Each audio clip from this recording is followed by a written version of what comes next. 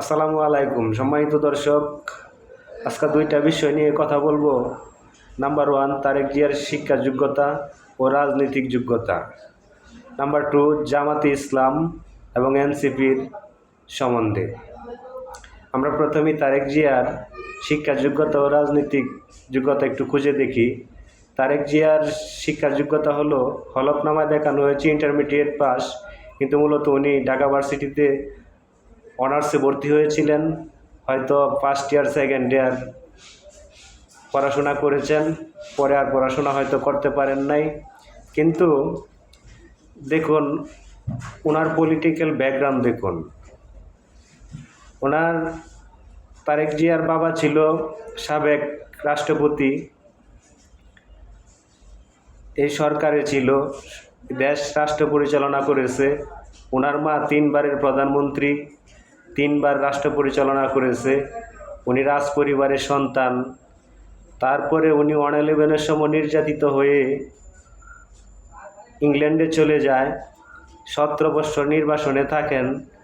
17 বছর উনি উন্নত বিশ্বের এক দেশে থেকে ওইখানকার রাজনীতি উনি চর্চা করেছেন। ওইখানকার দেশ কিভাবে পরিচালনা করা হয় উনি তা দেখেছেন।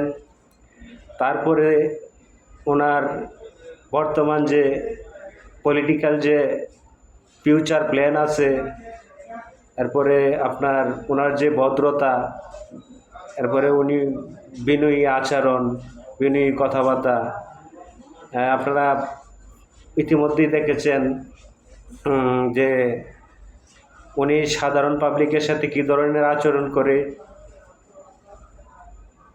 এই যোগ্যতায় কি ওনাকে প্রমাণ করে না যে উনি রাষ্ট্র পরিচালনা করতে পারবেন? দেখুন পৃথিবীর ইতিহাসে অনেক উদাহরণ রয়েছে এমন যে অল্প শিক্ষিত হয়েও রাজ্য সফলভাবে এবং সুনামের সাথে রাজ্য পরিচালনা করেছে অনেক রাজা। তারপরে আসি জামাতে ইসলাম এবং এনসিপি। আসলে কি তারেক জিয়ার ছাত্র হলো জামাতে ইসলামের শফিকুর রহমান এবং এনসিপির নাহিদ ইসলাম?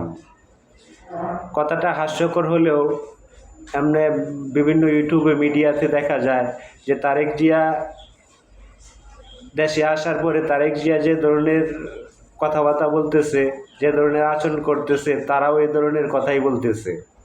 যেমন মঞ্চ থেকে দামি চেয়ার সরিয়ে সাধারণ মানুষকে চেয়ারের মধ্যে বসতে দেওয়া। তারপরে উনি একটা স্লোগান দিয়েছে যে সবার আগে বাংলাদেশ। তারপরে জামাতে ইসলামের আমির স্লোগান বাহরছে, চলো একসাথে করি বাংলাদেশ। এই জন্যে বলছি যে তারেক জিয়ার ছাত্র হলো জামাতে ইসলাম এবং এনসিপি। সম্মানিত দর্শক, উচ্চতর ডিগ্রি অর্জন করলেই ভালো শাসক হওয়া যায় না, উচ্চতর ডিগ্রি অর্জন করলেই ভালো মানুষ হওয়া যায় না। আমরা বর্তমানে দেখেছি ওনার যে পলিটিক্যাল প্রেজেন্টেশন, ওনার যে পলিটিক্যাল ফিউচার প্ল্যান, যেমন উনি যে বলেছে যে আই হ্যাভ এ প্ল্যান, এগুলি আমরা ওনার সবচেয়ে বড় ডিগ্রি হিসাবে আমরা দেখতে চাই। এবং ওনার যে ভদ্রতা এবং ওনার যে বিভিন্ন মঞ্চের মধ্যে যে সাধারণ মানুষের সাথে যে এই আচরণ, এগুলি প্রমাণ করে যে আগামীর বাংলাদেশ তারেক জিয়ার হাতেই নিরাপদ বাংলাদেশ, তারেক জিয়ার হাতেই অর্থনীতির বাংলাদেশ, তারেক জিয়ার হাতেই বাংলাদেশের অবকাঠামো উন্নয়নের বাংলাদেশ।